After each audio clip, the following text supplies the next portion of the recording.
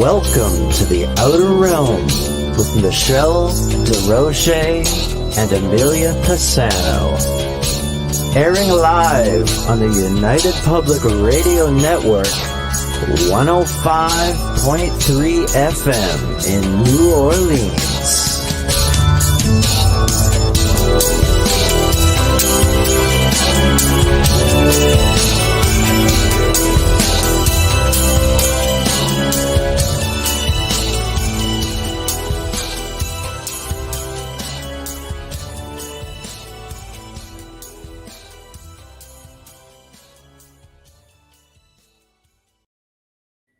Good evening, everyone. Welcome to the Thursday night segment of The Outer Realm.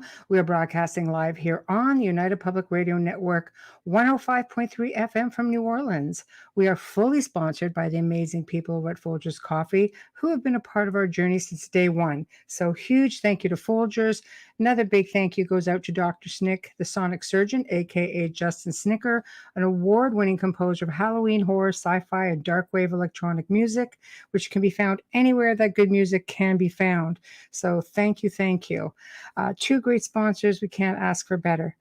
Tonight, the Outer Realm is honored to welcome back the return of Brad Olsen. This time we're going to be discussing his second book, Future Esoteric. And I know you guys were just all over me the last time, so here we are. And there it is. Get your questions ready. It's awesome. I've dabbled a lot in it. So everybody settle in. I see the chat room's filling up. Hello, Amelia, who's not with us in person, but she is in the chat. So she's slowly getting herself better. It's been a long haul. Hey, Tamara. Hey, Chris. So here we go. And guest of honor. Bam. There he is. How are you? Oh, can you hear me okay? I can't hear you at all. Hey, Michelle. It's good to be back on the Outer Realm. And hi, how are you? Shoot. Let me see what's up with that. Yeah, you're freezing up a lot. That's okay.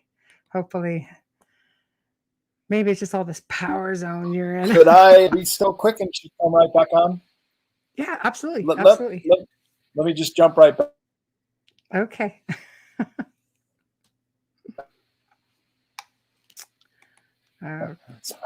Technology, your best friend and your worst enemy. It back. I'm just sometimes it does this if I have my computer on. Okay. All right. I'll give that another try.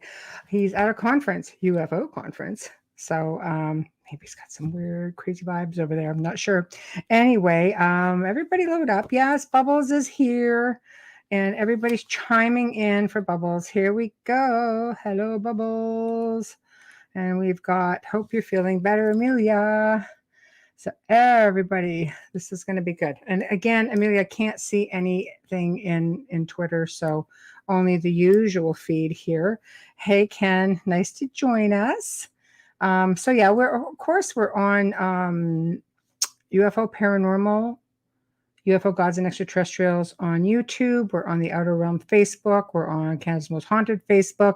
Joe Montaldo, UFO Undercover, News on the Flip Side, UFO Paranormal, and United Public Radio on YouTube. You can find us on Twitter, my personal Twitter, actually. But again, we can't see the comments. So if you're looking to just get some comments in, those are the feeds that really work out the best for us. So Future Esoteric. I have to say, this may be a little bit sensitive for some people. I'm kind of living in that age right now, sensitivity, but it's fantastic. Personally, the first one was amazing. I got all kinds of messages about bringing Brad on, and Brad has 3 books, and the next time he comes on, he's going to be handling book 3, which of course I have put away at the moment. But this is the Future Esoteric, the Unseen Realms, and he covers everything from, honestly, from Roswell and back. Okay, we'll try it again. Okay. Oh, that's better. Great. Well, hey, showing off your book. Yeah, I'm glad you picked it up. That's a great one. I've got the series. Yeah. Yeah, book two. Well, this is, I guess, what we're going to be discussing. But first off, what are you up to? You're this weekend. You're at a conference. Yeah, I'm in Sedona, Arizona right now Wow. for a 4-day. Today was the first day. Right. Conference called Contact 2022, and I'm presenting tomorrow on Antarctica, where I Ooh. was visiting a little over 3 years ago. So, giving Ooh. everybody an idea of what it's like to travel down there, sort of the Yeah. science that's taking place at some of the research stations, and then what everybody loves to hear, what might be under the ice and all the secrets that could be hidden Yeah. there. So, Well, we don't want you to divulge it in front of 3 million people, so we'll wait till no. after you've had your conference and maybe the next show. But Or yeah, if you're in it the is. Arizona area, come on out. There are still tickets available, and I'm on at noon tomorrow. And then again on Sunday, I'm doing the Hidden Esoteric in Plain Sight. And that's a lot of the stuff that's featured in my book, including Future Esoteric, which we'll be talking about tonight. Yes, yes. Tonight is the book two segment. Woohoo! And I know I've been dabbling in all three of them, really. It's just one of these things that, like I was saying, it says, well, we're living in a bit of a sensitive culture right now. So, but I don't know. I have to agree with you. You made a comment in here at the very beginning saying, if what's in this book is actually true, wow. It's like we might be in a little bit of a little bit of trouble, a little bit of a dilemma indeed. So where do you want to start? I mean, I don't even know. I have a million questions, but it's a matter of I want to make sure we cover as much as possible within like 2 hours. So Sure. I Well, leave it to let you, me sir. give your listeners a little background on the whole series and then Yes. this book. Perfect. So, Modern Esoteric is book one in the series, and that's called Beyond Our Senses. And each book has 3 sections in it. Modern Right. Esoteric are all the traditions leading up to this modern age, from the secret societies, more of current era, but the mystery schools of old, and so much more that's just really been kept away from human consciousness. You had to be a part of the group to get a lot of this information. And that's really the nature of the word esoteric, is that it's information that's available to a select few. In Right. fact, when everybody knows about these subjects, the word changes to exoteric. So this is just a subject that's always fascinated me from the time I was a little kid, to learn about all that's been hidden from us. Because also at a time when I was very young, I kept thinking, why don't we live in a utopia planet? And in fact, there's a section in Future Esoteric called Utopia, where I Yes. address in the half dozen chapters different ways that we could view our world in a utopia state. So then Future Esoteric is also the secret states and cosmos, all things UFO and alien and ET. And that's the bit Right. about if even a fraction of this material comes to pass as being our reality, boy, are we in for show. I And think so. We should be in a Star Trek reality right now. that's right. Right? Yeah. Pretty And I much. often talk about that, Michelle. I'll bring it up at my Yes. conferences, saying that we've been ripped off 300 years of technology at this point.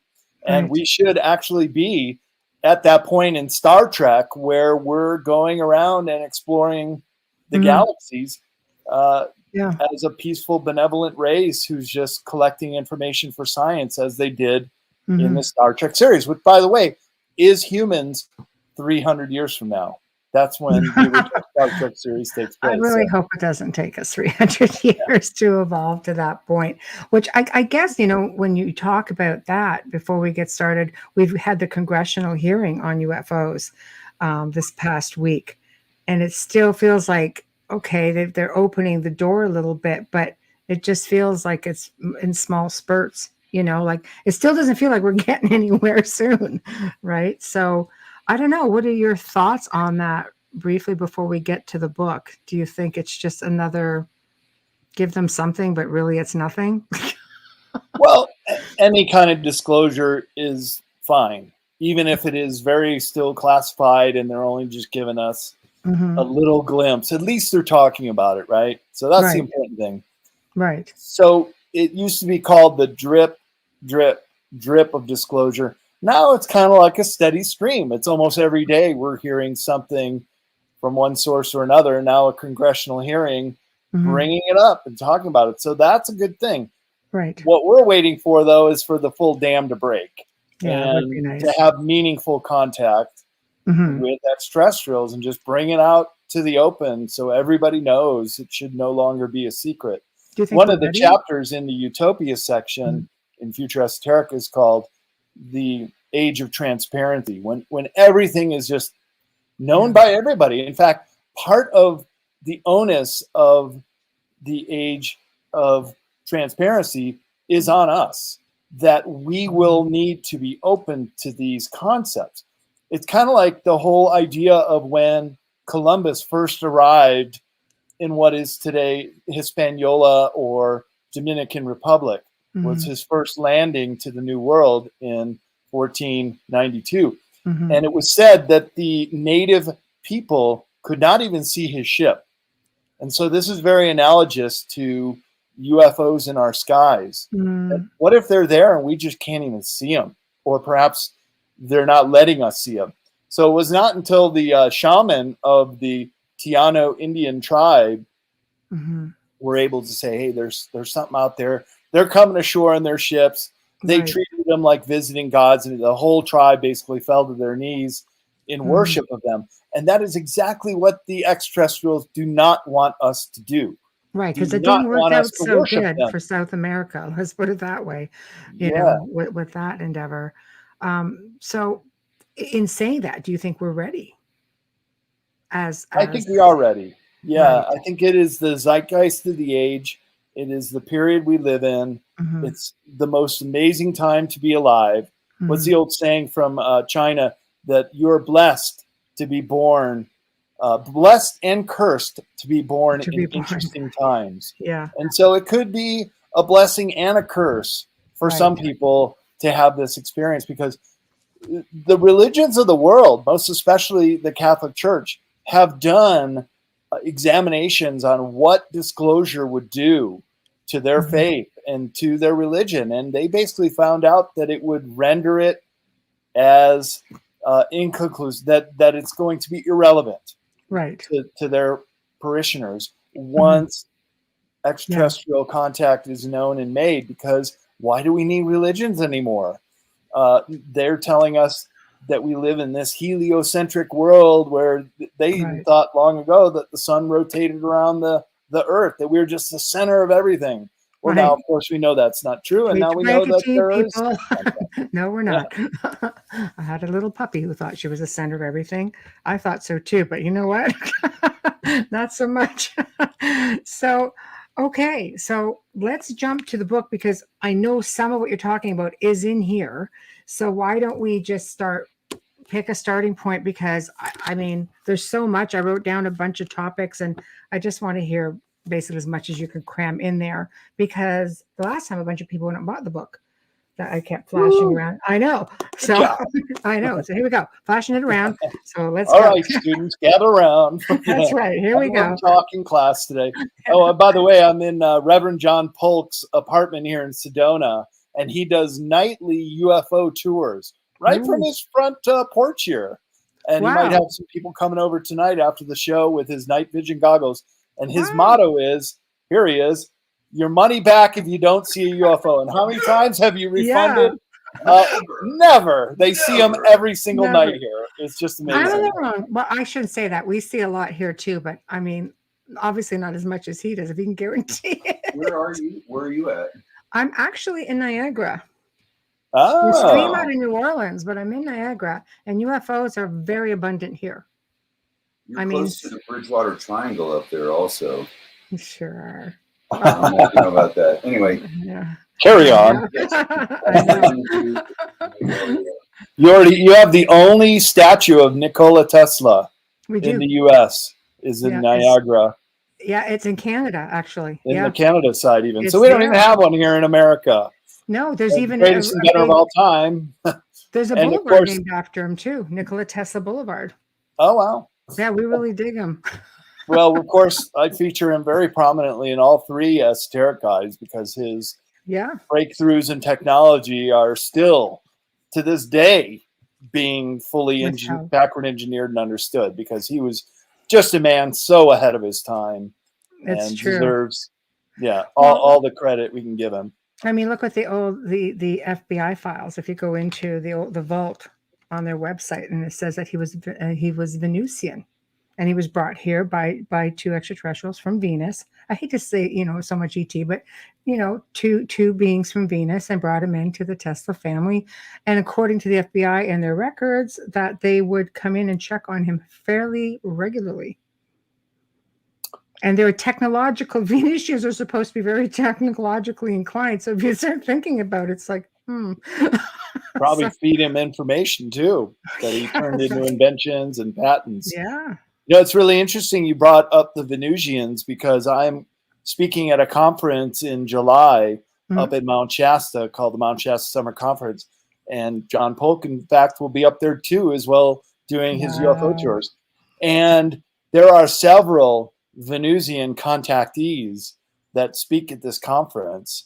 And of course, maybe your listeners have heard of Valiant Thor and several other Venusians who came down here that also helped with Giant Rock, George Van Tassel, and the Integratron that he built there, as well as George Adamski. And the very dawning of the beginning of the disclosure movement were these guys who were getting information and helping us in the very early phases start to acquaint ourselves with all kinds of extraterrestrials and ET technology. But the interesting thing about the Venusians is they look almost exactly like we do. So they could just blend right in. That's right. What was Frank Strange's did the book The Stranger at the Pentagon, which was all about how they were here in the 50s and 60s. Right. And John F. Kennedy met them. I'm sure Dwight D. Eisenhower met them. And probably all the presidents. Which leads you to wonder why we're having this congressional hearing and this, you know what I mean? You're like, come on, you definitely know more than what you guys are letting on. But I mean, we don't want mass hysteria or anything. So, I'll roll with that for a little while. But when your own FBI has files on it, and they disclose it, besides that, I think that's a real disclosure started. So... But there was one comment when we were talking about disclosure was the Catholic Church is part of the problem. If you do some research, that was spoken about a little bit last night also when Joe Montaldo was on the show, about the fact that, they're well aware of everything going on. And there's been talk of them along with other, religious organizations or churches putting together counseling for people to prepare them, I guess, because of their faith, to prepare them for the possibility of contact, which I thought, you know what, this is really good, because unless it's instilled to you from the time you're a child, most people who see extraterrestrials that don't look pretty much human are going to go, nope. That was my the Catholic Church definitely knows, and that's a great comment, Sarah. They have a telescope in New Mexico with the acronym name Lucifer. Funny name to give a telescope looking at the heavenly bodies in outer space. Right. When one of their cardinals came out and said, well, if we ever made meaningful contact with extraterrestrials, they could be baptized. It's like, really? If they let you baptize them, it might be like putting a cat in water. But to me, that was a telltale sign that they know. Of course they know. They definitely know. And I guess if you break down Lucifer, the morning star, the knowledge, and, it's just, there's so many different words that are used and not really given, like even right down to the serpent, right down to the number 666, right down to now what y'all think, people, just saying, but yes, Jim, that's actually where Brad is. Right Arizona. Where about in Arizona? Does he know? I know it's out here in the Southwest. Jim? Do you know exactly where? I've got it somewhere because we actually did a show which included a lot of information on it. If you just pop it up when you. Because I'm here in Arizona, I wouldn't mind going to check it out. track it down. I never know. I Maybe like you can to travel do tours. places. I just came over the border yesterday from Mexico, right. driving down to Baja, San Right. Felipe. Oh, Boy, very that's nice. a trip. That's like a DMZ down there. It's Yeah. the border is wow. I think Unlike any here, as soon as you cross over the border, boom, you're in a third world country. But here's a picture of it I took yesterday. That's the border. You can see all the fences and towers. Oh, That's wow. the mighty Colorado River, creating an international boundary between Arizona and Mexico. And it's little more than an irrigation trench. It should be pumping out hundreds of gallons a second. It's one of the biggest rivers in the west part of the United States, and it's just a little more than irrigation trench. Yeah. By the time it gets to the Gulf of California, it's dry. And so they have completely destroyed one of the largest river deltas in a desert in the world. It's just all the life has been lost because the salt water came rushing in and all the plants and animals are gone. Yeah. While you're talking, I am just telescope located. I'm going to find this for you right now. Okay.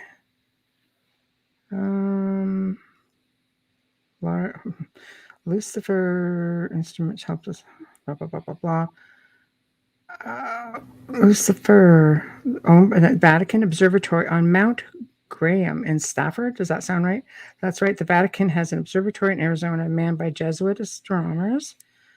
And from what I'm seeing, spokesperson for University of Arizona. So apparently, does that sound right? Is there a Mount Graham? Yeah.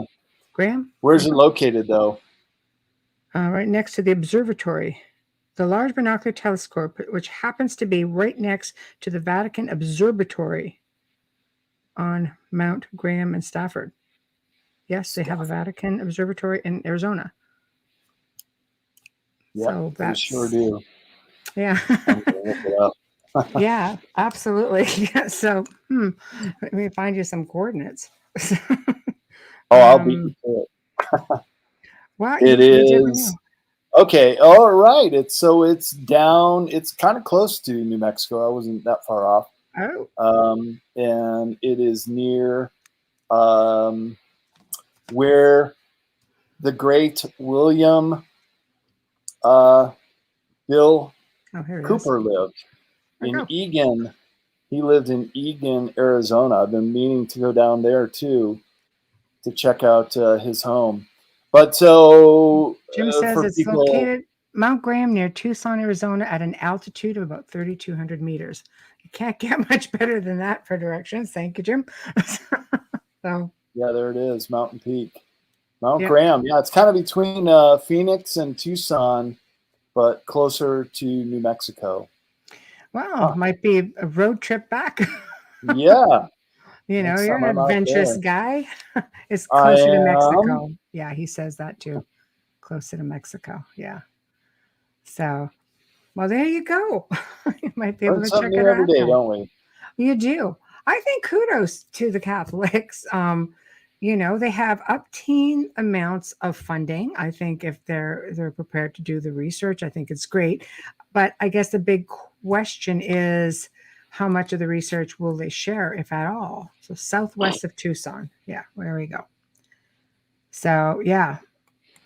So, I don't know. But I think it's a start, but they probably know more than most people. So, now, as you get into some of this stuff, you know, you're going to have your naysayers for sure.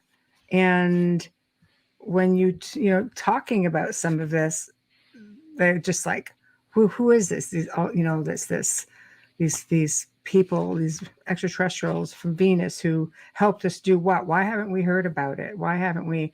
You know, I just think of all these disclosures, and we can't say that we've had extraterrestrial contact, and we know that there exists. And yet, you know, I've done up-teen shows I think Joe and I did a show. We did something like 8 segments with all different testimonials from astronauts, from presidents, from people who were there when, Eisenhower met with an extraterrestrial. Like, this is all stuff is all over the place. It's not like a secret. So why fight it? Just I like come find out it and say right. it. Exactly. Well, and it also, I'm just reading some comments about Mount Graham, was a holy mountain to the American Indians. Oh, And in their why? pictographs and other information, oral tradition, Right. the mountain is a stargate, is someone saying here. And there are plenty of mountains. Why take over the one that happens to be a sacred mountain to the Indians? So there again, Right more more information that But that's what they Vatican do. knows. They The church know. would build they would always build overpower spots, temples, goddess temples, any power spot that had, or known portals or power spots. I Yep. mean, that's not normal, or isn't it? It is normal. What am I saying? So, of course, this is not going to be any different, but I'm surprised to hear this information. I shouldn't be, but I am, that they would even go into indigenous land, Yeah. sacred land. Yeah, they don't have a problem with that. Yeah. If they can take it over, they will. But, Yeah, absolutely. Well, there's something else to talk about. Yeah, right. Huh? While you're at your conference. Did you know? Here's a fun fact, right? Right. So, portals, and power spots that attracts ET, right? How many come through portals? Well, here in Sedona in the Verde Valley I'm in right now, just 10 miles away is a location called the Bradshaw Ranch. And it's been compared to the Skinwalker Ranch, the very famous one. The History Channel has got a series on it. And they are these paranormal hotspots. And I would suspect that Mount Graham would have some elements of this too, where cryptid creatures can appear. If you take pictures around there, all kinds of orbs are going to be in your photos. And we have it at the conference I'm speaking at. I was just sitting next to him listening to some presentations, is Tom Dongo. And he's the master on Bradshaw Ranch, and more photographs of paranormal phenomenon happen there. So if you know where to look, it's a wealth of information. So we were talking about disclosure. Boy, just go to Mount Adams, where the East City Ranch is in Washington State, or Mount Shasta, and do a sky watch over the mountain. And almost every night you're going to see something. Or the UFO tours here. I mean, it's right there, hidden in plain sight. People just have to have a little gumption among themselves to take a chance and take a look. See if you see it. Absolutely. Well, it always interests me why there are so many sightings in and around some of these really large mountain ranges. I know some of them, there's talk of underground bases and things of that nature, but they seem to be attractive things, like even volcanoes. Like, they've been seen coming in and out of live volcanoes. It's like, all right. All over the world. Yes. Yeah. Yes. Yeah. As a matter of fact, Michelle, most UFO sightings are seen around or above volcanoes.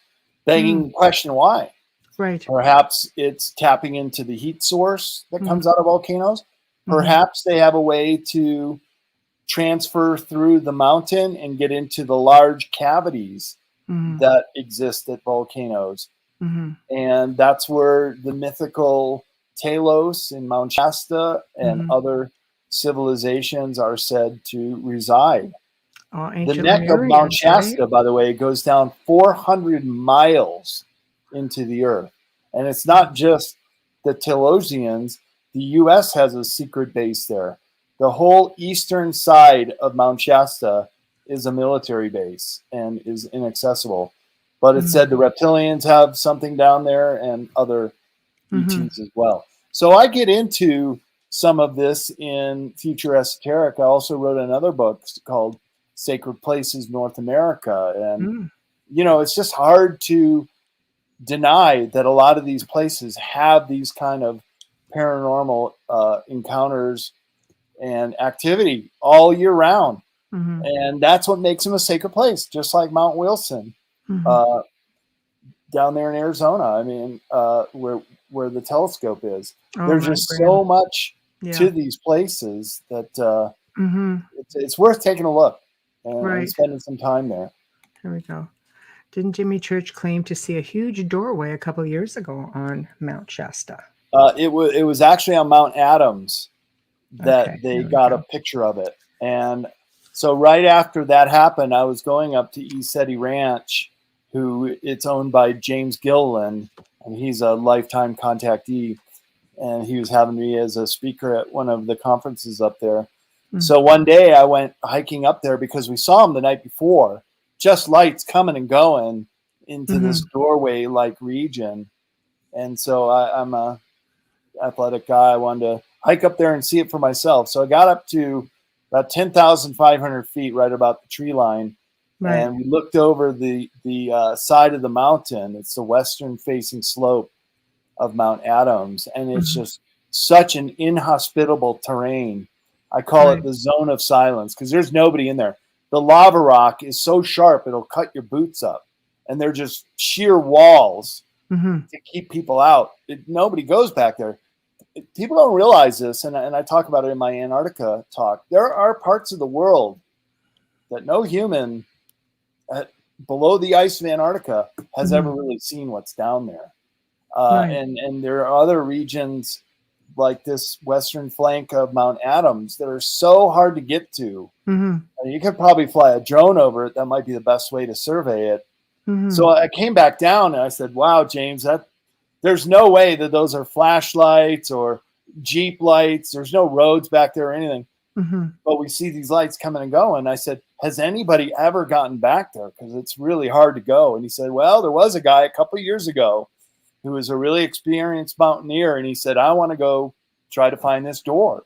And it's pretty good way up the mountain, a little bit higher than 10.5 where I made it. So he went back there and for several days was doing what he had to do to get through this lava field. And as he started approaching the area, because he kind of knew where to go and look, he just got this foreboding feeling like, stop, turn around, go back. You don't belong here. Go away. What are you doing? You're still coming. Go away. Go, go. And he kept going and going. Finally, he turned the corner. He saw it. He didn't photograph it, but he saw it. And the feeling was, you take one step closer and your head's going to explode. We're going to kill you. You're going to die. So he turned around and ran. And he came back to Esoteric Ranch, and James told me the guy was white as like he saw a ghost.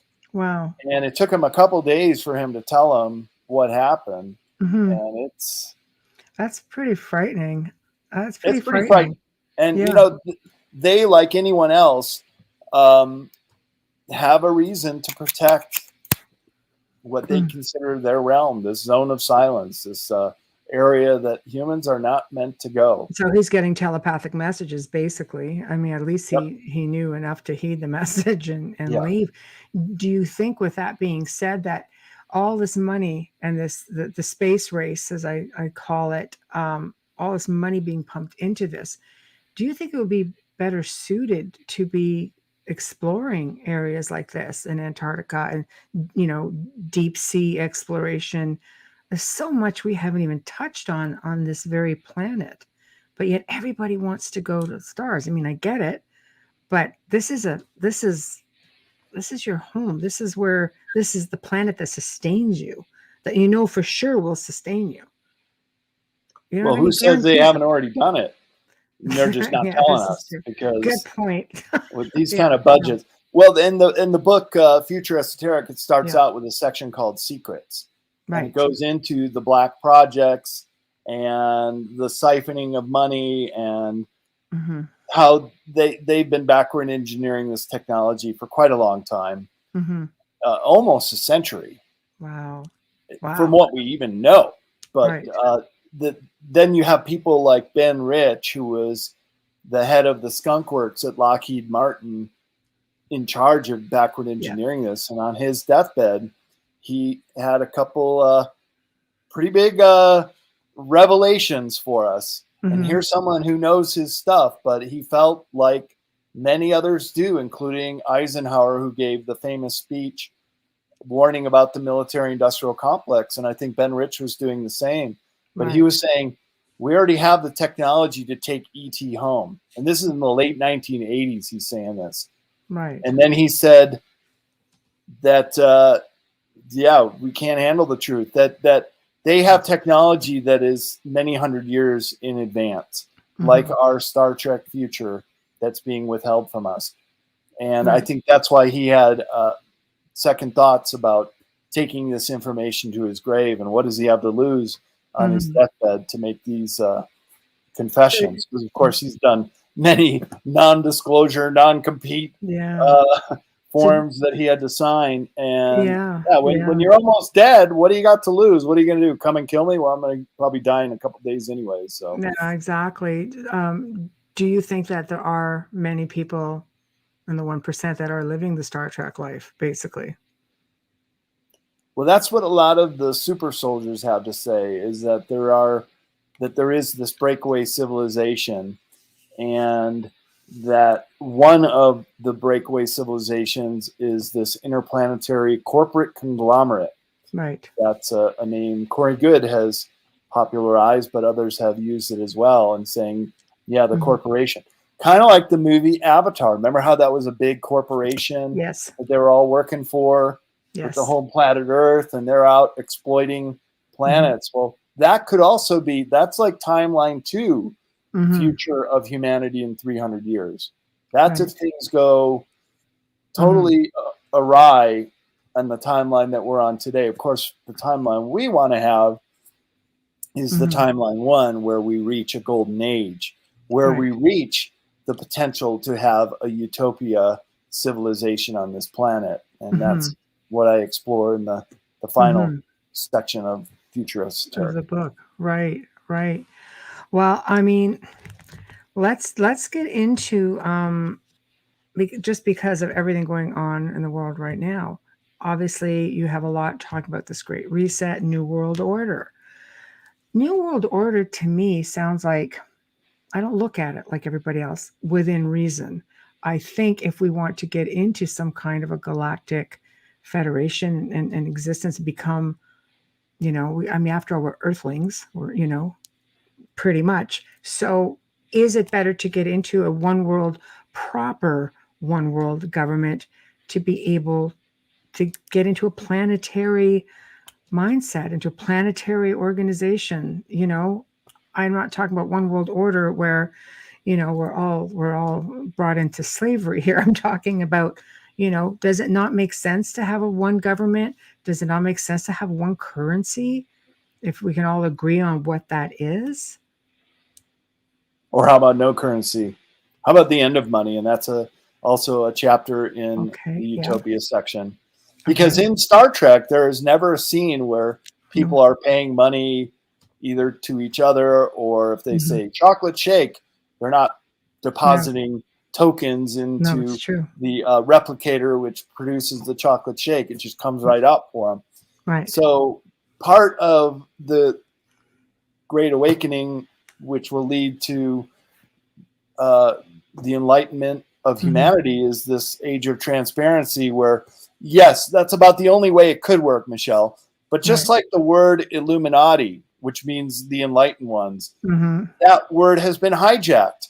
So when you say a one world government, many people are going to say, hey, they just want to use that name, as we all think it would probably be something really good for humanity, but they would rip us off. So unless we enter this age of transparency, forget about it. They're going to try to hijack it and control us that way. And like everything in else. fact, we're already seeing it happening.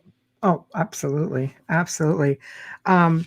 So if we go back and let's talk about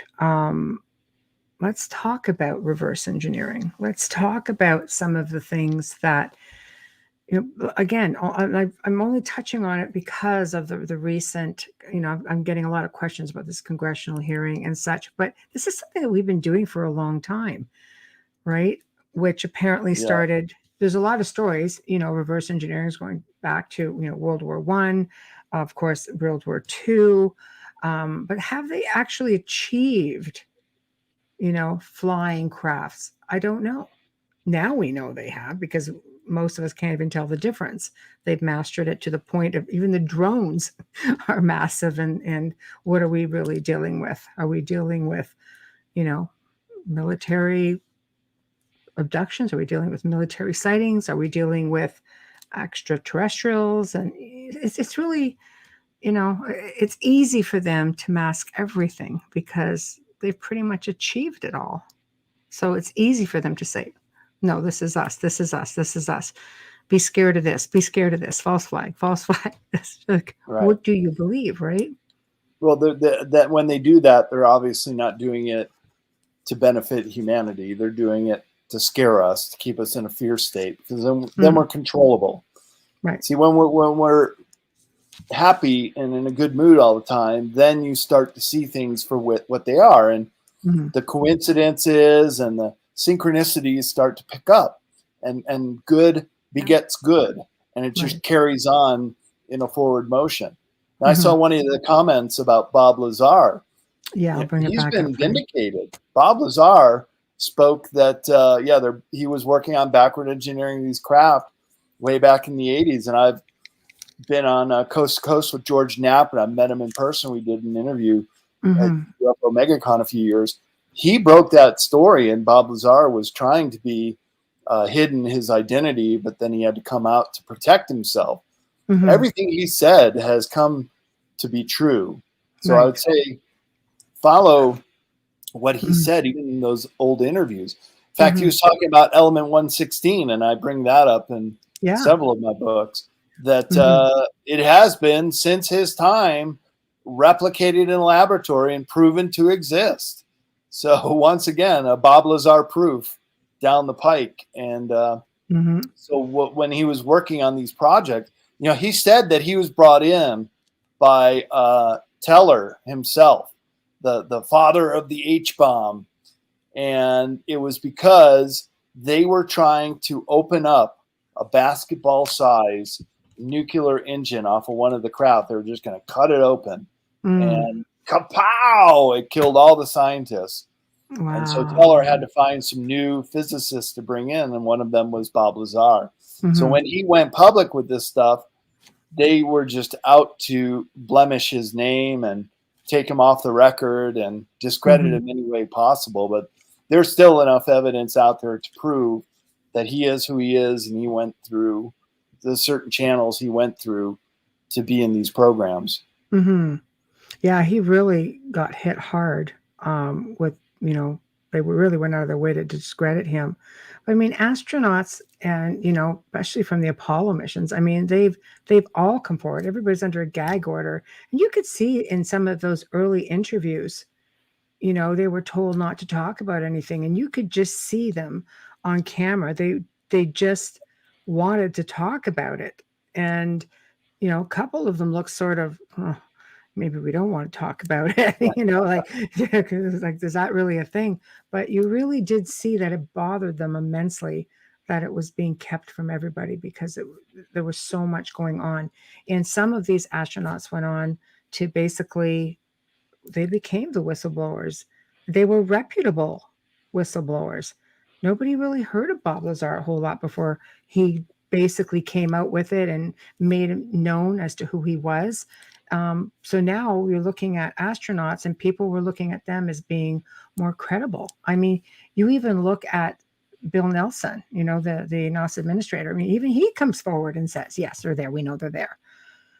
But why isn't any of this being talked about during this congressional hearing? Like, why are we all sitting here being led to believe, well, we don't know what this is? And I understand we have to be cautious because we don't know, the Russians, the Chinese, are they coming in? What do they have?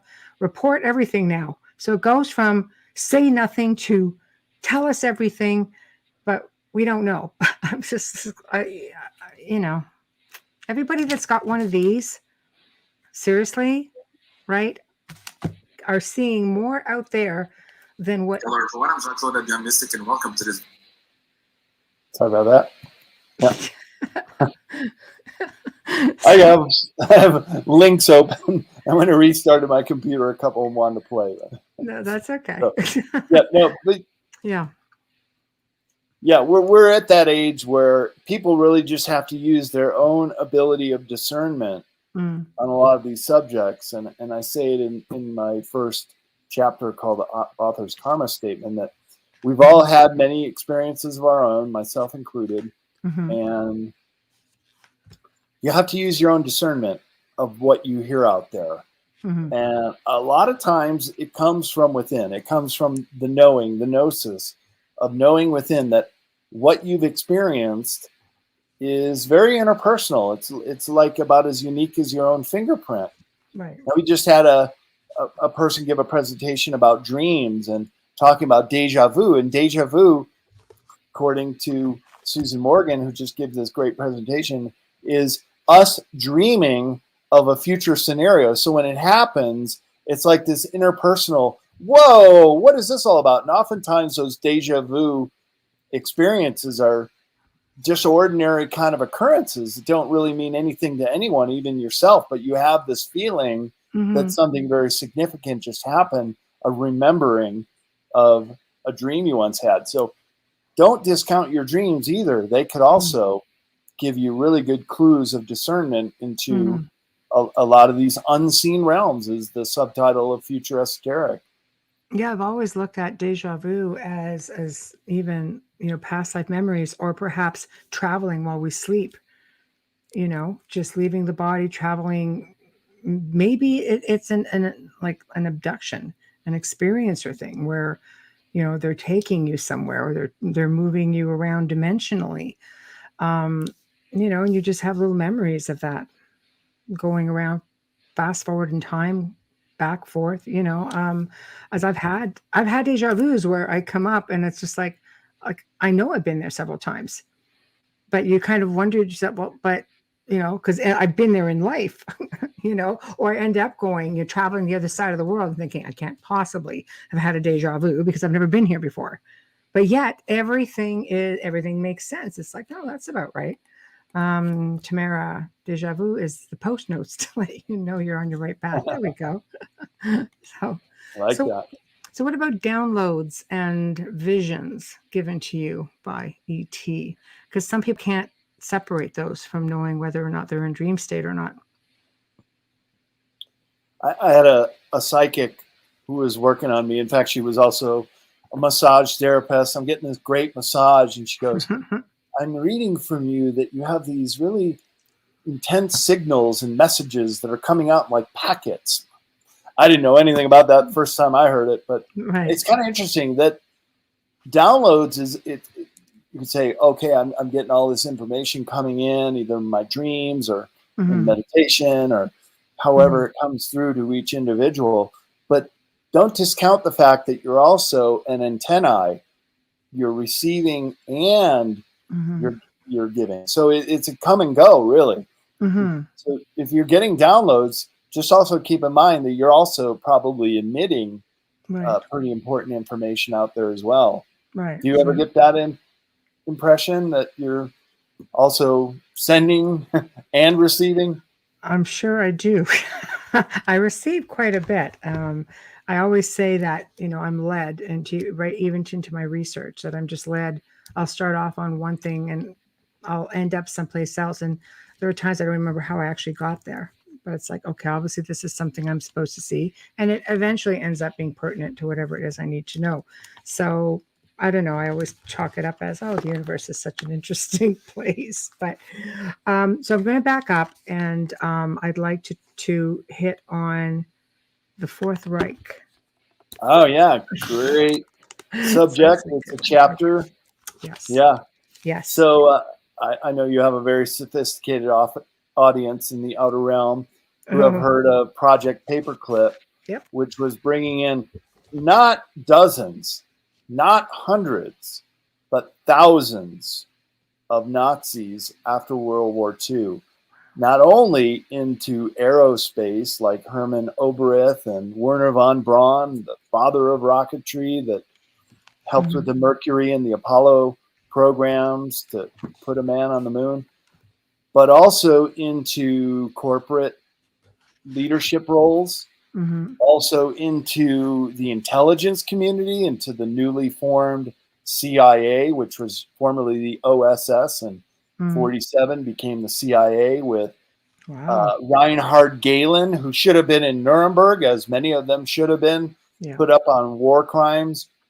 But they came over here with a new life, sometimes a new identity, and a new job to do. But the thing is, they always stayed loyal to the Fourth Reich. And they also brought in the MK Ultra psychiatrists who were working on the mass medicated psychiatry, the psyops of the Third Reich. How do you think they got all those German people behind the cause? Well, they were pros at this. And so they came over here and got even better. But that's where the word MK is mind control, spelled with the German spelling KONTOLLE. Right. So those MK Ultra scientists also came over here. And again, they stayed loyal to the Reich. So James Farrell, colleague of mine, I've met him and follow his work and read his books. Right. He had a lot of evidence in some of his books that they were passing attaché cases, meaning briefcases full of documents with their South American and Antarctican brethren, meaning the Third Reich, when it collapsed, never surrendered. The armies of Germany, the Wehrmacht, the Army, the Luftwaffe, the Air Force, and the Navy surrendered. The Third Reich never surrendered. They went underground into what's known as the Third Force. So we have the Cold War between the Soviets and NATO countries. Right. And this third power was now an intelligence force. That's what the Fourth Reich became. And they were just fanning the flames of discontent between the Cold War powers. And they almost brought us to the brink of nuclear war with the whole Cuban Missile Crisis. But so when I heard Joseph Farrell talk about the passing of information and how they all stayed loyal to the Reich, it started to make a lot more sense. How even our FBI and CIA knew they were down there. And I republished some documents and talk about it in some of my presentations about in South America. They had all these enclaves. Right. So there was a History Channel show called Hunting Hitler in 3 seasons. So there's probably about 30 episodes of Hunting Hitler. Yeah, he lived. He survived. He got out of there. They killed one of his doppelgangers, and he was spotted all over the place. Not only Hitler himself, but Martin Bormann, who is the number 2 at the end of World War II. He was the money man, and he helped get out all the pallets of gold, a lot of priceless artifacts from the museums of Europe, which still haven't all been recovered. The Amber Room, that in itself is still missing out of everything that's been Spirit recovered. Destiny and a lot of other very important art and historical projects. They've been gone since World War II. But the most important thing is he was able to work with our CIA and with our FBI, not only getting these Nazi hunters off the trail. And you got to understand, they got one guy, Adolf Eichmann, and he was whisked off to Israel, tried and hung. And that scared the living bejesus out of the rest of them. And they said, no more of that. No. And guess what? No more happened. Right. And so they lived their lives.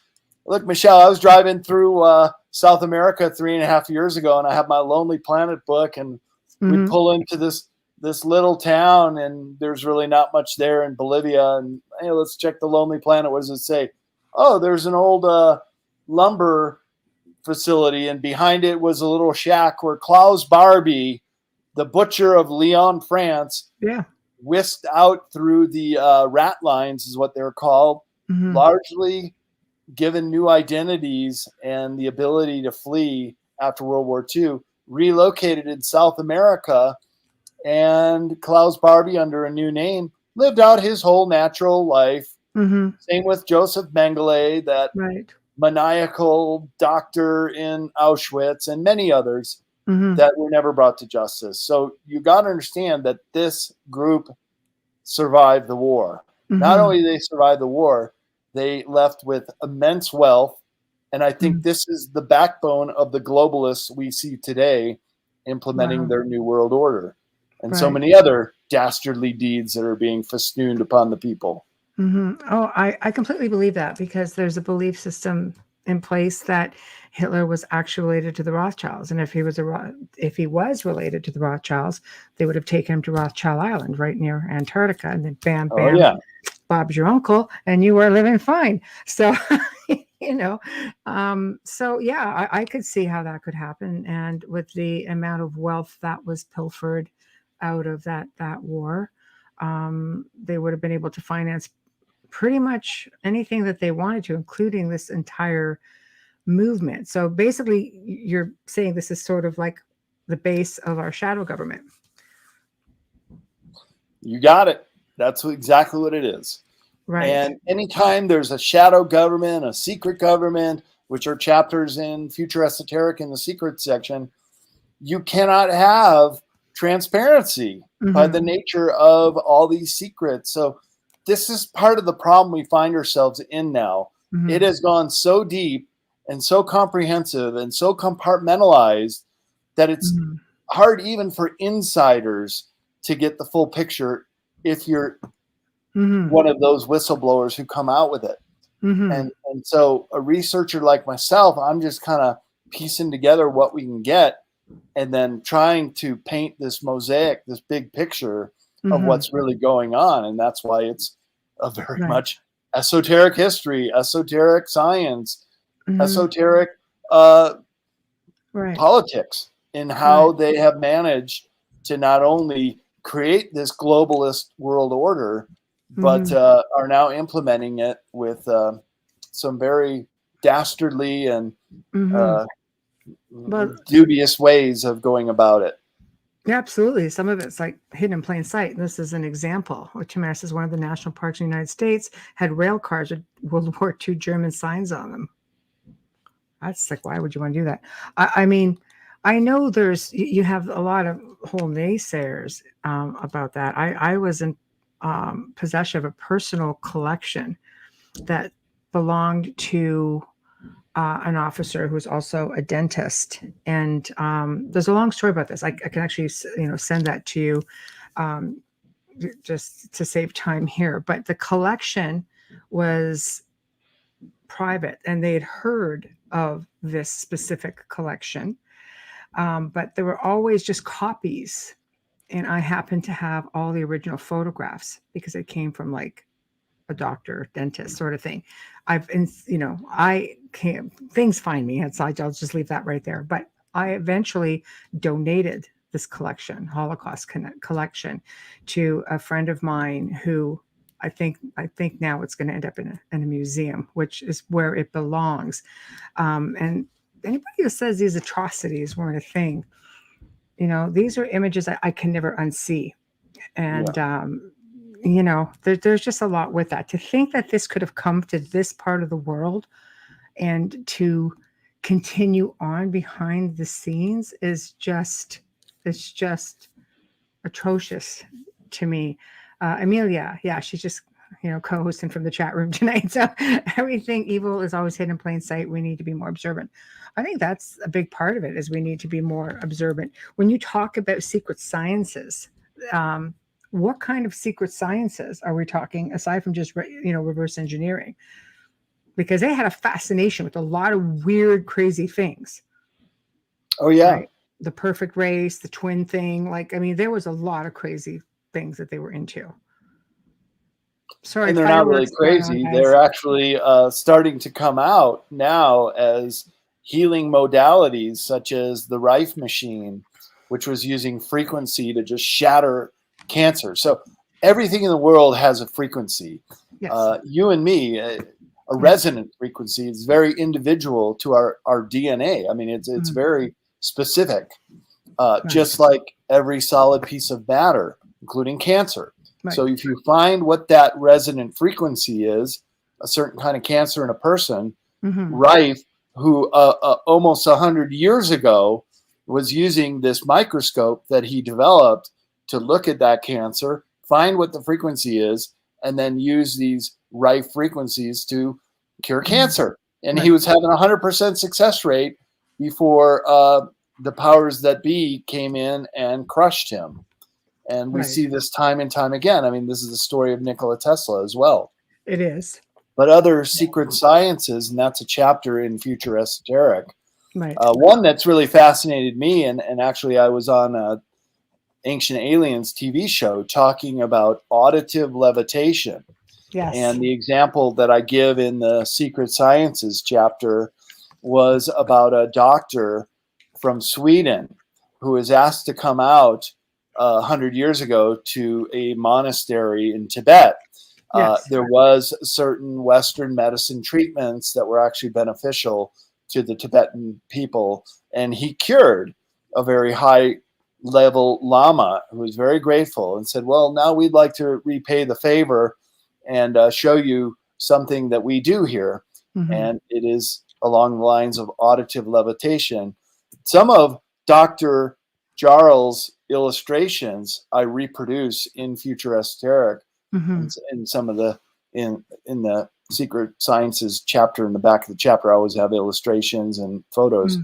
And so you can see when Dr. Jarl went out there, he went out to a Tibetan plateau location where they wanted to move some rocks up to a level. And so the rock was in the middle, and they created 3 concentric horseshoe rings around the blocks. One level of rings were all the drummers. The next level were the trumpeters, those long Tibetan trumpets. And then the vast majority were all the rest of the monks who came out from the monastery in the 3rd ring.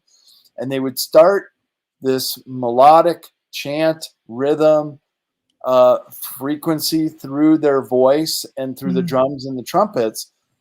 And the rock just started to move. And then when they all looked up, it would move up to the ledge. Wow. Using this auditive levitation technique, where we're still trying to play catch up and learn how to do this. But they did it partly through the resonant frequency of their voices and sound, but also of their mental abilities.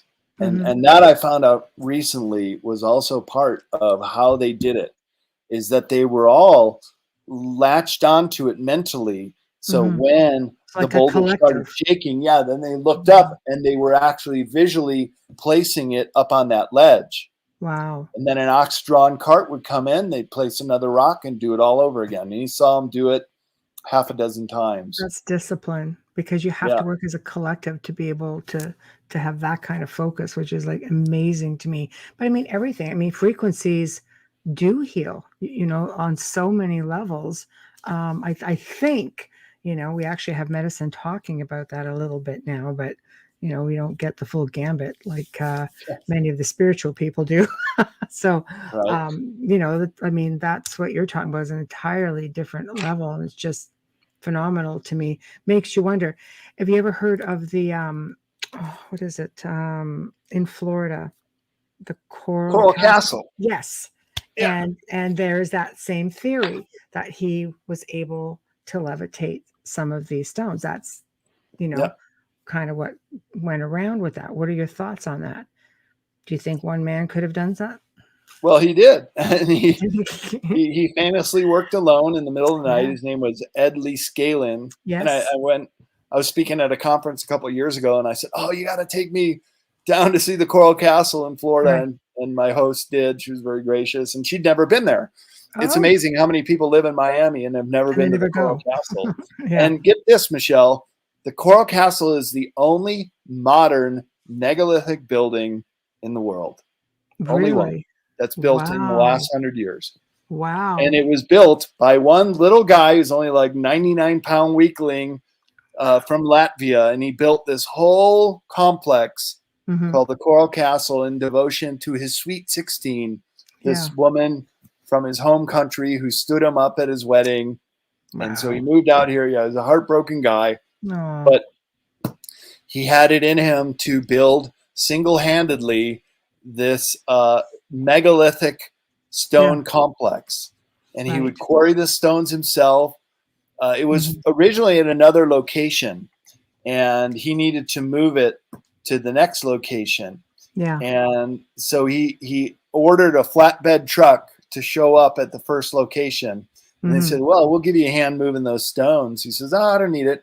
Just come back tomorrow morning and it'll be all fully loaded and we'll move it out there. And sure enough, it was. Truck pulled up to the current location and they said, you sure you don't need help unloading it? No, I didn't need your help loading it. Just come back tomorrow. Nobody questioned this. I thought maybe you should be watching the guy. Not only off the truck, but already some of them set in place. He did that all alone. Wow. And a couple of kids, it's in Homestead, Florida, the location. A couple of kids in Homestead decided they were going to spy on him. Right. And they was said my he question. had these cone-shaped wands that he would work with. And then he'd also have all kinds of levers and pulleys. He was an expert in moving that. And Michelle, there's still some stones that he had placed so strategically that a child can spin them. Many ton block stones, including a door that a little child could open that weighed about 8 tons. The larger stones weigh 33 tons, and he moved them single-handedly.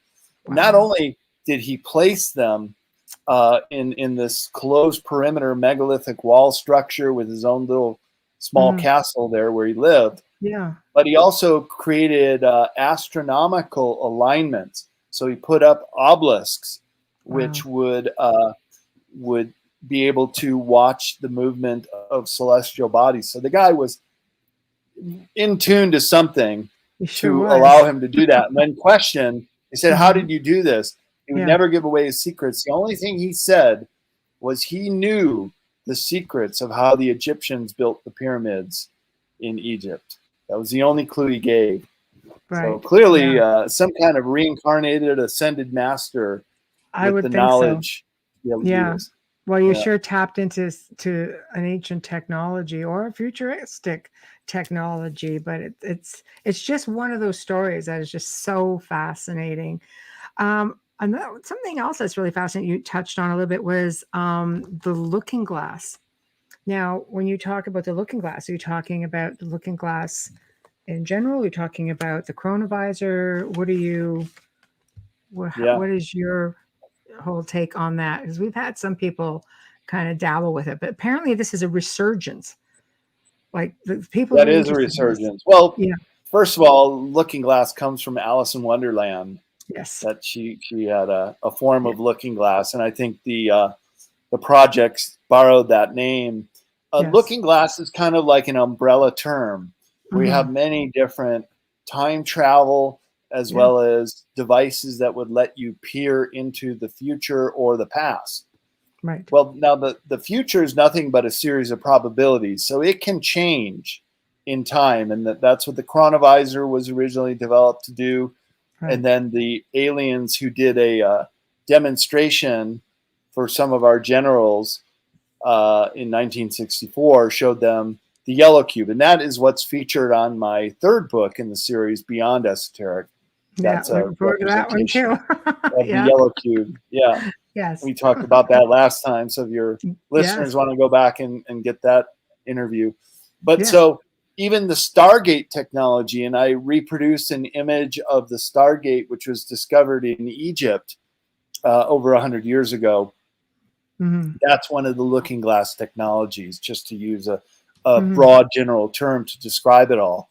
And so some of these devices have been co-opted by the black hats, and they have been trying to game the future using the chronovisor, the looking glass, as well as people jumping through the Stargate. Now it's called the jump room, which is a version of a Stargate, but is in this category of looking glass technology.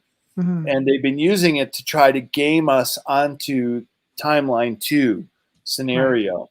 Right. And that is the destruction of the earth becoming, like Avatar movie where we're just going out and exploiting planets, rather than the Star Trek future of benevolent humans who are working with other extraterrestrial groups and bringing forth a better world for all of us. That's what science does, is it builds upon what is already known.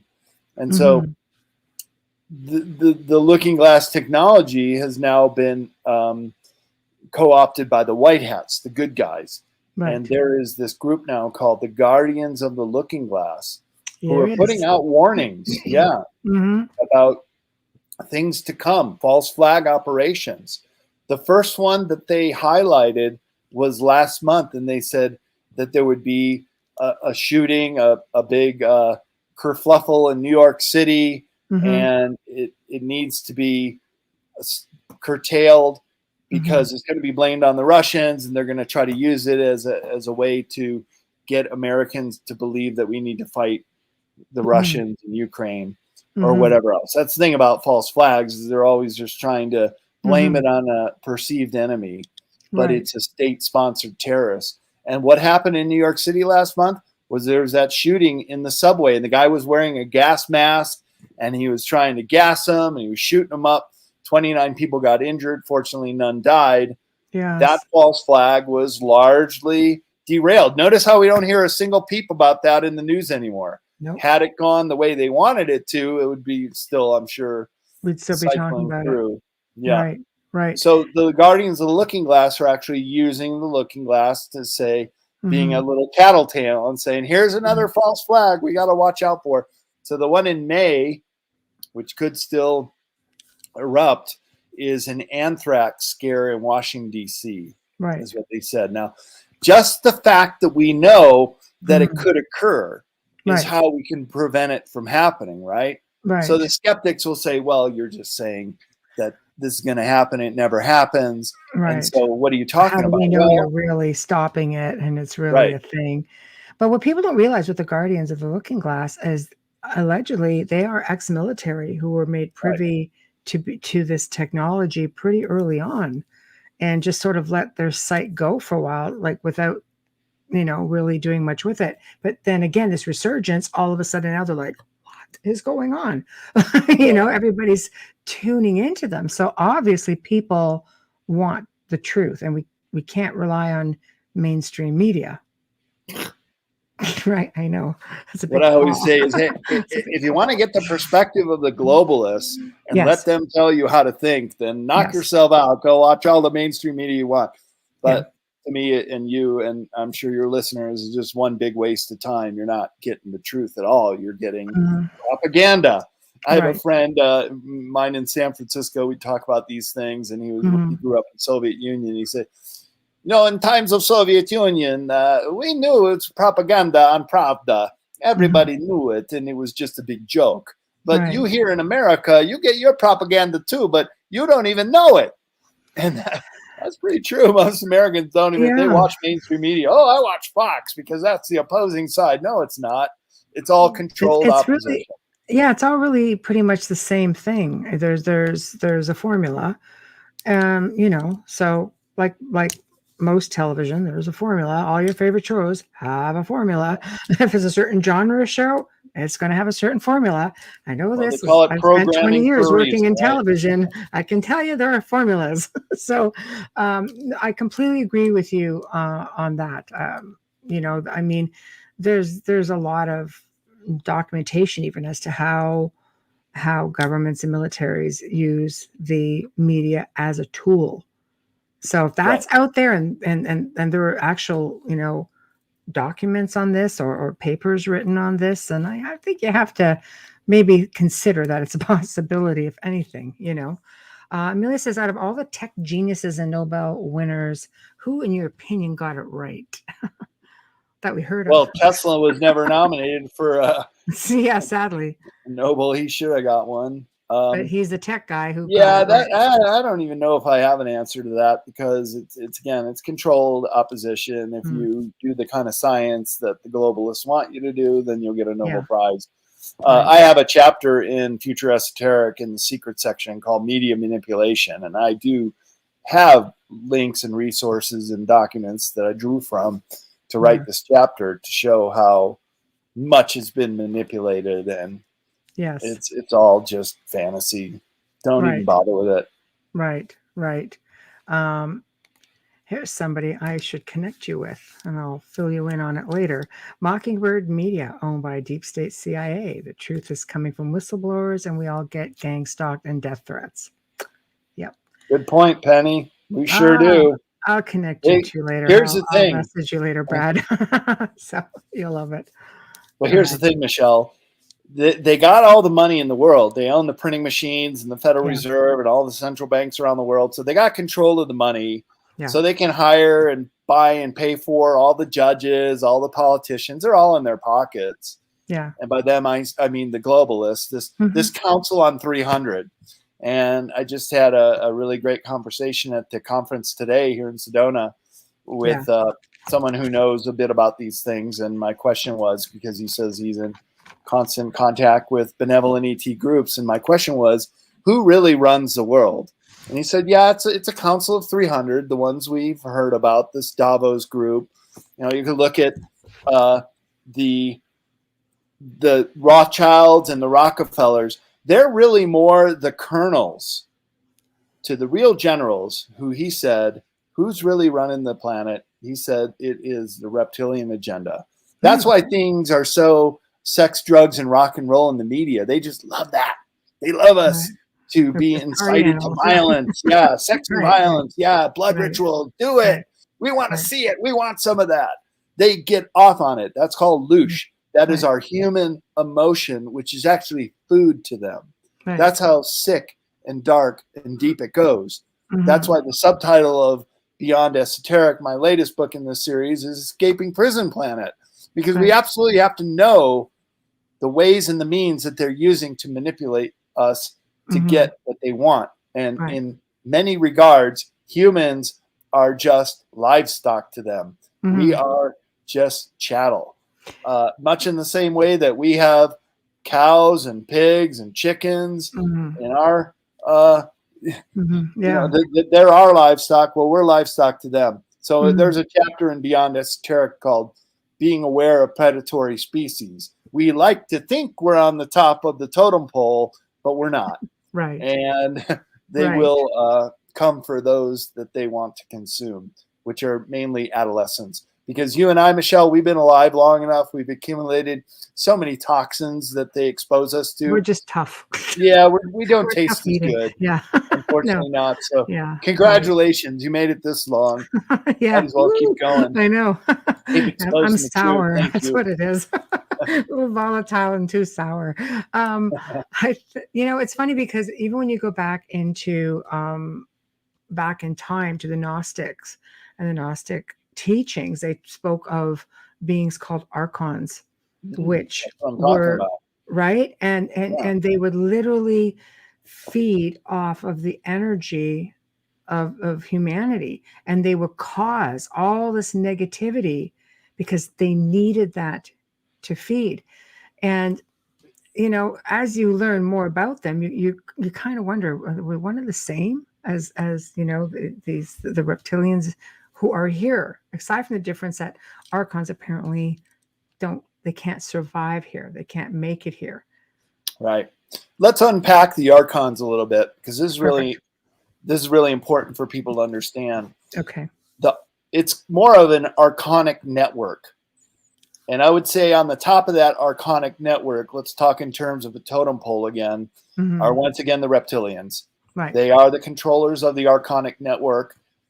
Next tier down could be the gray aliens, which, by the way, all gray aliens are test tube babies. They're all created in a laboratory. Many would say they have no souls. I would tend to agree with that. The reptilians do. Reptilians have souls. They are natural born as well. And they take care of their own. Nobody slips through the cracks. Right. There are no starving reptilians. There are no, unless they get lost in a mission or something. Right. But they take care of their own. We don't. Humans do not take care of our own. No, it's true. Perhaps it's by manipulation that we don't. We should and we will in the future. That's how we enter the golden age and the age of transparency. We have to. We have to look after. We're only as advanced as the lowest common denominator. So every starving child there is in Africa and around the world is a reflection on the human race. That's as good as we've gotten. That 1/5 of the human race is going to bed starving tonight. Well done, humans. Way to go. You're really looking out for your own. Well, like I said, that's manipulation. So let's not blame ourselves. Let's blame the control mechanism. And that control mechanism is the archonic network. So let's unpack it a little bit. What are archons? Well, it has been recognized by shamans and those seers in tribal communities all the way up to Aleister Crowley and some of the black magicians who have tapped into this network to get what they need done. And you can do that. So now it gives new meaning to making a deal with the devil, doesn't it? Yeah, you can do that, but be careful what you wish for. And you know how all the famous people are doing all this stupid shit? Well, unfortunately, that's a sign that they've made that deal. Why? You want to get famous? You want to get rich? Really? You're going to sell your soul for that? Bad move. Real bad move. Right. And again, this is manipulation of the archonic network. And so below them are these entities which do not have material form at all. They are the jinn in terms of Middle Eastern discussion of them. They are what we would call the archons. This is Carlos Castaneda spoke about his shamanic master, Don Juan, who would intercede with this archonic network. And they are these fourth dimensional entities that we can barely catch a glimpse of now and again, because we're so locked into these third dimensional bodies, this third dimensional reality, that we're just so dense and we're so thick, we can't see who and what they are. They're here all around us. Right. And guess what? They don't like happy people at all. No. Why? Because they can't get into us. They can't manipulate us. They can't bring us to that fear or anger state where we're creating loosh, right? And that's food to them. That's right. So we're a food source to them. And that's why I'm saying it's so important to understand this, because when we cut it off, when you bring yourself up into a happier state, you mean nothing to them. And why do you think there's a depopulation agenda, an anti-human depopulation agenda, which we're seeing the ugly face of it rear its head day upon day? Every bad news piece of information you get is because they're trying to bring us there collectively to keep us in control. Look, because when we're in an anger state, when we're fearful, we're most controllable them. And that's what these MK Ultra Nazi scientists were also doing, was to harm us, is to collectively keep us down.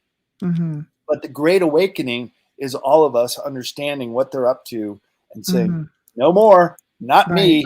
You ain't going to play with me no more. And so more and more of us who are waking up to this can not only protect ourselves from these predatory species, but also help others awaken to it as well. And that's what it's going to take. Michelle, the revolution is consciousness. The revolution of all of us is just waking up. We don't go out in the streets and fight them eye for eye, tooth for tooth. We'll get slaughtered. We'll lose a lot of great light workers that way.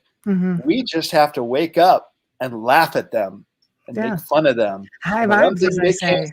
The one thing they can't stand is awakened humans who see through their agenda. And that's what I was getting to before I didn't get to the final point, is that's what the globalists fear the most, is when we hijack the narrative, that we start to make our own rules of engagement, when we start to make our own concepts of how this world is really run and take away their narrative, then they fail. Then it's game over and we win. So basically, remind everybody that, and I told this even to some people who I know who are just so despondent and ready to check out and considering suicide. I said, you can't do that. You are here for a very specific reason. And this could very well be almost all of our last lifetimes here on Earth. So you really have to make the most of it. Right. And just by being aware of it, the Right. consciousness is the awareness. revolution. Yeah. Being a part of it. Right. You know, being Evolving that part awareness, all of that, raising vibrations. Yep. I have to actually do a quick station ID. So for those who are just tuning in, you're listening to The Outer Realm with myself, Michelle DeRoche, and Amelia Bazzano, who is in chat, and our amazing guest, Brad Olsen, talking about book 2. Yes, people, Future Esoteric, The Hidden Realms. The unseen realms. The unseen realms. I'm sorry. Look at me being just a That's terrible the Arconic hostess. Network right there. It's like it just roll off right there. Oh my God. Apparently not. We are fully sponsored by amazing sponsors. Folgers Coffee. Thank you. That's right. Woo! I just love that stuff. And of course, Dr. Snick, Justin Snicker, who is our award-winning composer responsible for our intro and outro.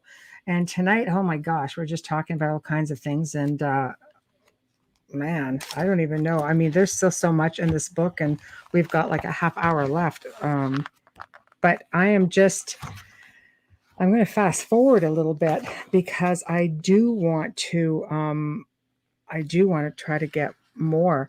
As we're talking about, we've talked about the different looking glass technology. We've talked about time travel a little bit. What about Men in Black?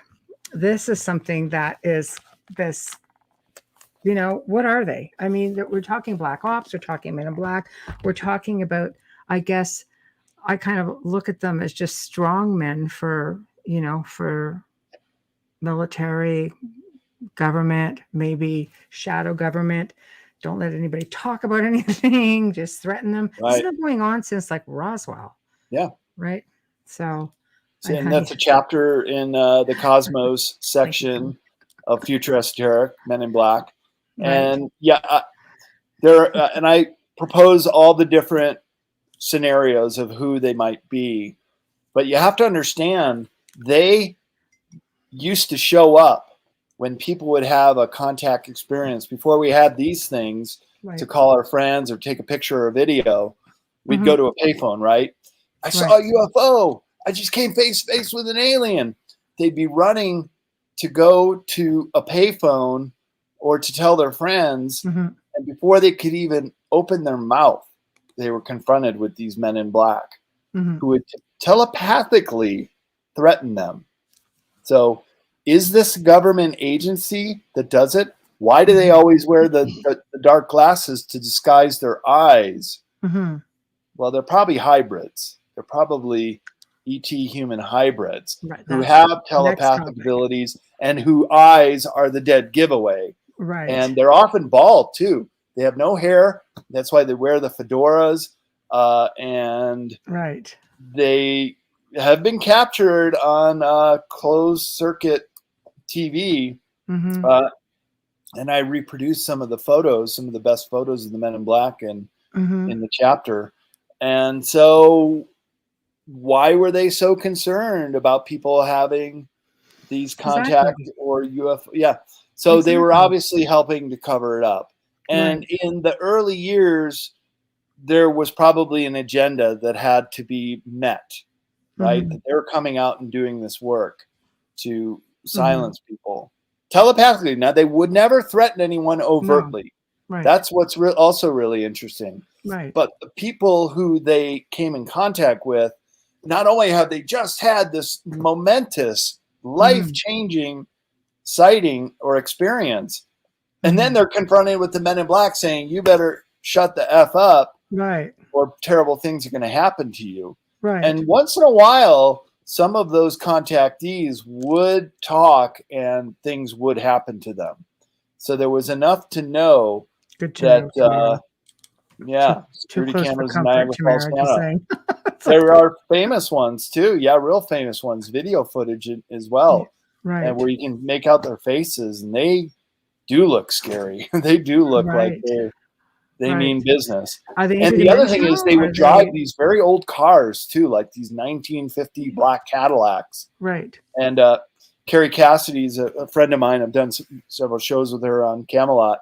And we were talking about the Men in Black one time, and she was saying that up in Northern California where I live, there is a very infamous base. I'll tell you a quick story on this. This is a good one.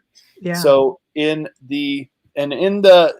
Future Esoteric, I have a chapter on underground bases. Yeah. One of which right. is this underground base in wine country up in Northern California.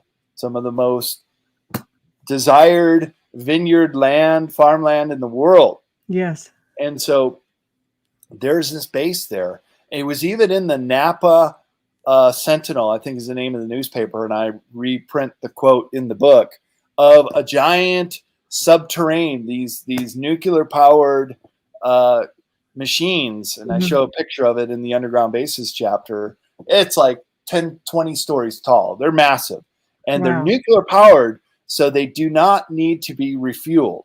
They're just like a mole that can go 8 kilometers a day and create these massive holes as big as the machine is. Wow. And since they're nuclear powered, they literally vitrify the rock. And what that means is they melt it. They melt the rock to create this perfect sheen and support for the tunnels. And there are no tailing mounds. There's nothing that comes out. If you go to all the old mine sites in Northern California, the gold and silver mine, you'll see all these tailing mounds, these terrible toxic mounds that won't even support tree or plant life anymore because it's just toxic because they've extracted the metals out of there and got it out. So anyways, we're talking about the Men in Black with Carrie, and she said, well, there's this site where these cars will just drive right into the mountain and disappear. And I said, isn't that interesting, Carrie? Because that's where this really infamous human trafficking underground base, which I've been following Gene Decode very closely. I'm waiting for this one to get taken out. Not only does it have those geothermal features, which can provide energy and heat and hot water. There's a place called the Geysers in Northern California in Calistoga, an Old Faithful. We have our own Old Faithful that erupts there. And it's at this point where there's the base. So what I did was I followed the Oakville grade where the Napa Sentinel said the subterranean went up and entered into the mountain to start creating this underground base where these Men in Black cars are seen just disappearing into the side of the mountain. So get this, I get up there with my cell phone and I want to start doing some recording. Wouldn't work. Camera would not work. It's first time that's ever happened. Is there some kind of electromagnetic field there? That's what I told Carrie, and she says, "Oh yeah, they have that technology. It's a jamming device. They don't because I found the entrance where the subterranean went, and it's right at the top of the Oakville grade. You'll see the scar on the side of the mountain is still there. They put in a firehouse building that's not being used is kind of disguised. But it looks and good. for 100 yards, my phone would not work, and I have a witness." There that we were trying to take some pictures and videos. You couldn't do it. Wow. And so that's this base where they're doing human trafficking. And a lot of people have gone missing in wine country, particularly white tourists from Europe. And so they pull into one of the vineyards and the person would say, "Oh, where are you guys from? Oh, you're from Germany. Wow, that's great. Did you come here alone? Oh, that's great. You know, the next vineyard up, I'm going to give you some free passes and you can go down and see the wine cellars there." And they would take the tour and never come out. They would get snatched. They would disappear the rental car and then it would just be a missing persons. We don't know where they went. They just disappeared. So get this. Not only would they get the Europeans or whoever else that they could feel that they could snatch, but it's also a human trafficking hub with Bohemian Grove, which is also up there, which also has a hearty appetite for these kind of adolescents to also go missing. I don't know how much. Yeah, there we go. Good old Napa, Ukiah. That's part of it. You got to understand these underground bases can be massive and they can go for dozens or even up to 100 miles in extent. And so the interesting thing about the subterranean that went in at the Oakville grade, Michelle, it's never come out. It's still creating, going on and creating passages. So we have one of the most notorious underground bases in Northern California. The other one is in Dulce, New Mexico, which goes down many layers. And in Beyond Esoteric, I talk about the unusual story of Phil Schneider, who was in the Dulce Wars there and got his hand burned off, and these deep scars that he used to show at some of his presentations. You can still watch the old videos and see it. That when you hear about an earthquake 10 kilometers down, because that's what they're all coming in at Dulce, New Mexico, or the Geysers, California, do a little fish shake, because that means the Alliance has taken out these bases. And those are two that have not gone down yet. And they are two of the worst known underground bases here in North America. Wow. Wow. So it's hard to even fathom really that it's all going on, but you know, there's this going on everywhere. Hybrids. I imagine some of these places also house and hide hybrids. What are your thoughts on hybrids? And create hybrids.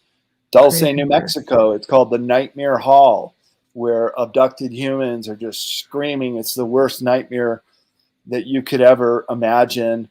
I illustrate it. I write about it just because I think people have a right to know, and they need to know about this. You know that there are 40,000 Americans that go missing in this country every single year. Just poof, gone. No idea where they are. You know, we see a little glimpse of them on the back of milk cartons now and again, but nowhere near the total of 40,000 missing every year. And that's FBI statistics. Where do they go? Well, some of them into these underground bases, never to be seen from again, like the Nightmare Hall. Others off planet. And I have the great opportunity and honor of being a moderator of super soldiers at some of these conferences that I speak at.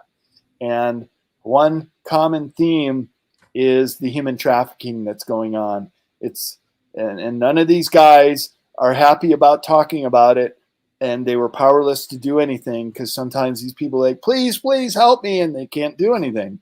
They're already off planet, and a lot of them are just to be disposed of, used as body parts, or prostitution. And my friend Tony Rodriguez was in the programs. He lived on the Colony series. His new book has just come out describing it all. It's called Series Colony, another C letter word. You can find it, Tony Rodriguez. And he lived with some of the prostitutes from Earth that were they were just waiting to die. They had nothing to live for. Many of them will get their memories swiped, but very, very few will ever make it back. Right. It's just very unfortunate. But again, people need to know this. It's people have to understand this. And if somebody you know has gone missing, it's very unfortunate. Another chapter in Future Esoteric is about cattle mutilation and human abductions. And I bring light to many of these very sordid facts of cattle, 1,800-pound males crashing through the roof. There was just a video that was released a month or two ago of this massive cow coming through, captured on camera, just falling through the ceiling, bam! And all the cows kind of look up, they just go back to eating. But the way that they are operated on and dissected using laser precision instruments to core out their rectums, to take the soft tissues of their eyes, or their lips might be missing, or pieces of their neck, and all the red blood cells being extracted from those animals. And then they don't want the meat. They don't want anything else. They just throw them back in the farmer's field.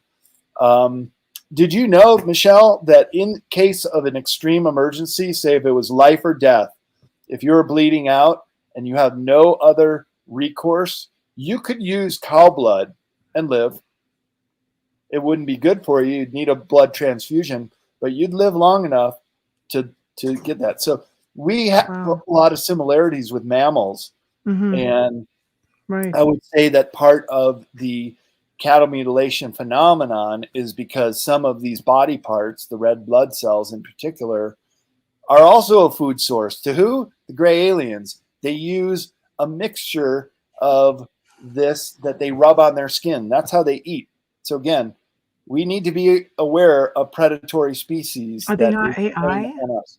They actually, are they not artificial intelligence? Like these are actual, the Greys, because they're different races, that's right? The way they eat. My understanding, it's a slurry of right. Yeah, I get it. Blood and other nutrients from living mammals that they consume. They need. Wow. Okay. Okay. Yeah. So I'm just trying to keep up because I know there's different races of them.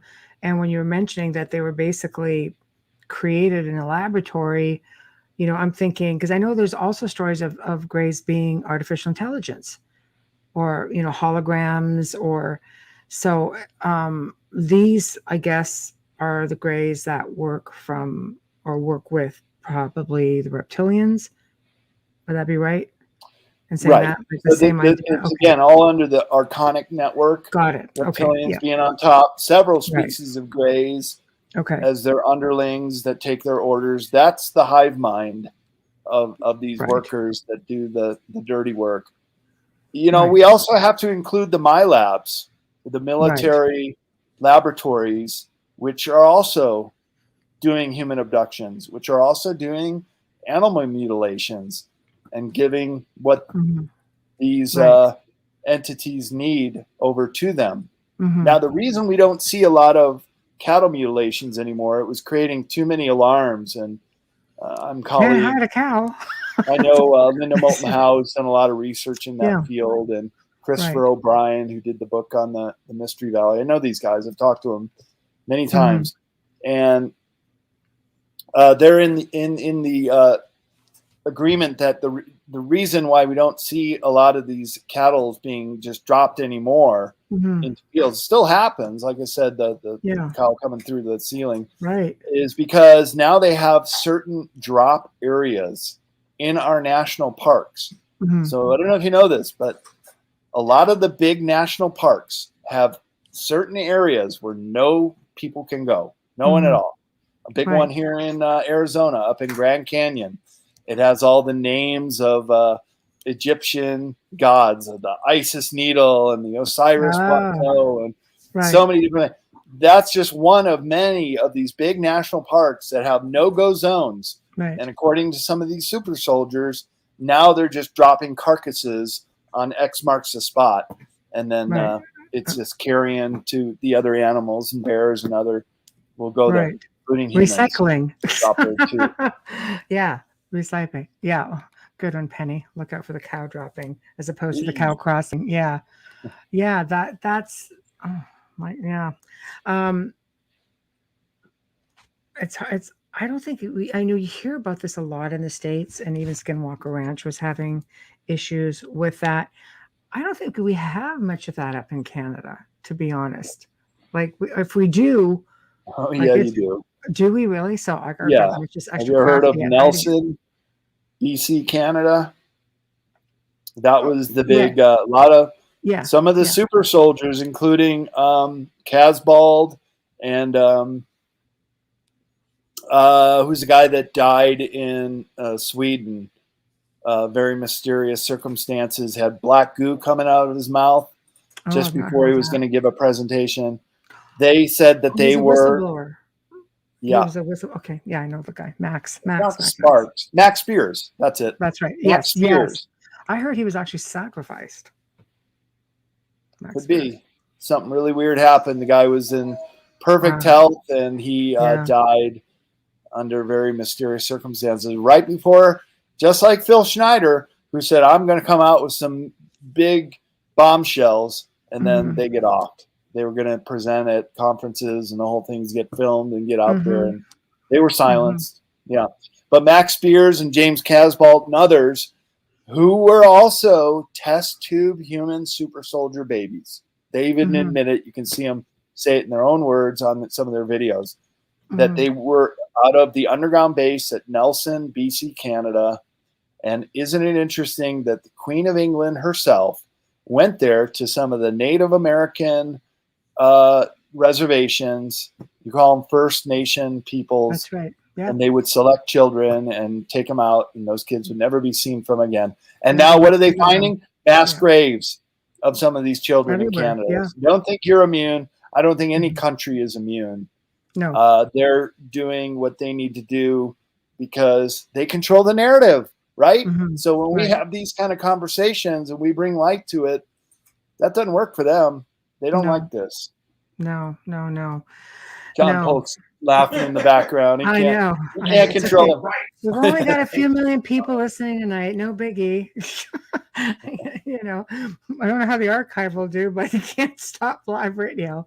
But yeah. So sounds like an uphill battle more than anything. But you talk about battle, but the more of us that know what's going on, the more we're gonna get closer to victory. Let's just say, right.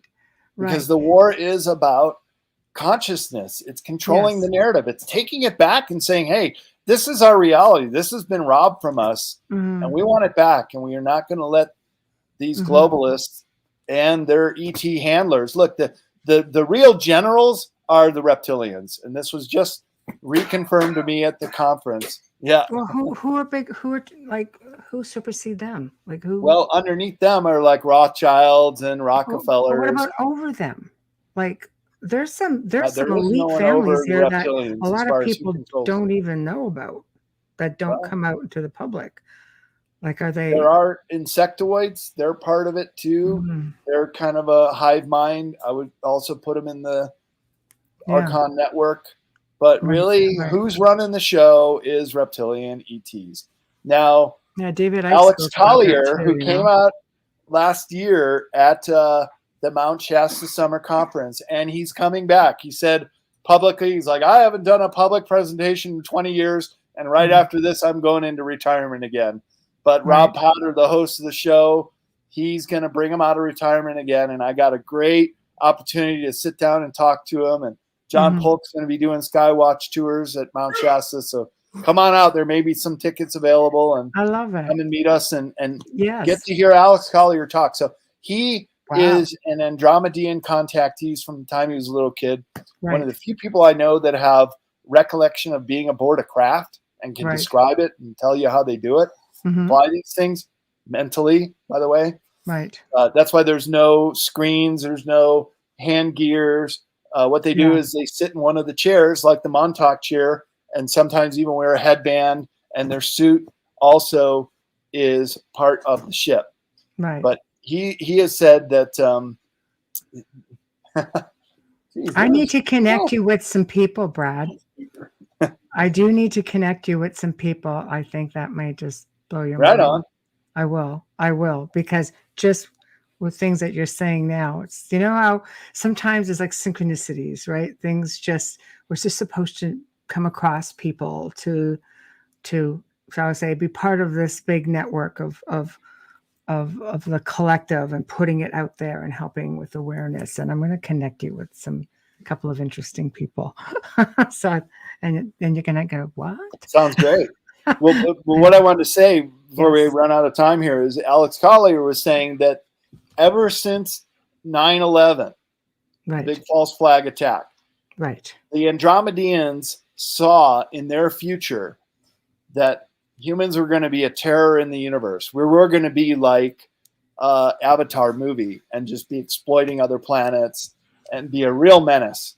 So they knew that the tyranny, the neo-fascism, started on 9/11 and that all this builds from there. So they had to take a vote in the Galactic Federation Council. And Alex Collier, hopefully he's going to talk about this more. I can't see him not up in Mount Shasta, because they made a deal that we have to clean up Earth. It's going to be too big of a problem. It's going to affect all of us. And look, they're going to get this high technology. They're already blowing up atomic bombs, which, by the way, have repercussions in the multidimensional universe. And it's more than just creating a big radioactive bomb crater where we blow them off, but it has repercussions through the dimensions. Yes. And he said, can you imagine how bad the humans are going to be if they're not put in check? Because we get hijacked. This is the whole timeline too. This is what they're trying to do, is get us into this timeline where Earth is just the worst fascist planet you can ever imagine. And we're all chattel to them doing their bidding, right? So that's why now every person has a role, if only to wake up and understand, and your consciousness says, I'm not going along with it. Right. That's all you have to do, really. That's the revolution, being consciousness. Right. But so Alex Collier said that they had to do something about the Earth problem. And so what they did was they started to extract all the reptilians from all the underground bases. Whenever they came and went, they'd catch them. If they could catch them, they did. And that's why Earth has been under a quarantine now for quite a while, for several decades, since 9/11 at least. And what they're doing is they're not judging the reptilians. They're not executing them. They're just putting them on a faraway planet and saying, you're out of here. You're off planet. You can't play what nice they're and going to do play next. you're going home. And guess what? This is the fate of the Rothschilds. They cannot be allowed to remain on this planet.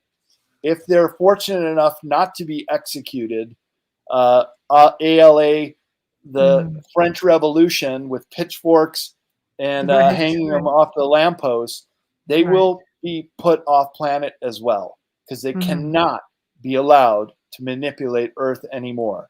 And that is part of how we win our planet back. Right. And so the great show in the universe right now is here on planet Earth. You can't imagine how much attention from other benevolent extraterrestrial as well as malevolent ETs want to see what humans are going to do once we have full control of the narrative and of our planet and all this technology. Are we going to destroy ourselves, or are we going to enter this utopian golden age? I guess my question is, are they going to assist? Well, they will, but they want to see that we have it in us to, one, how about alleviate starvation? What are we going to do when we can control it? Are we going to lift up everybody? Right. Now, all boats rise on a high tide. It's got to be that way.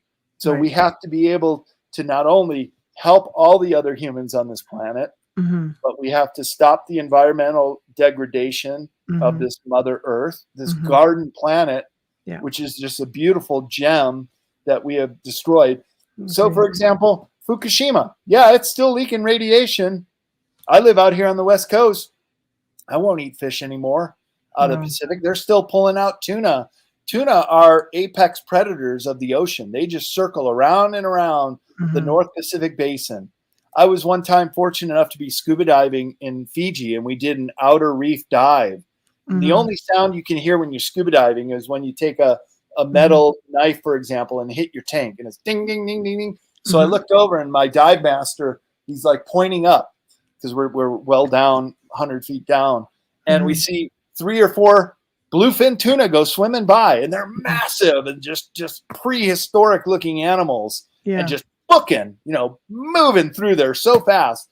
So we get back up on the boat, and I said, wow, that was one of the coolest things I've ever seen.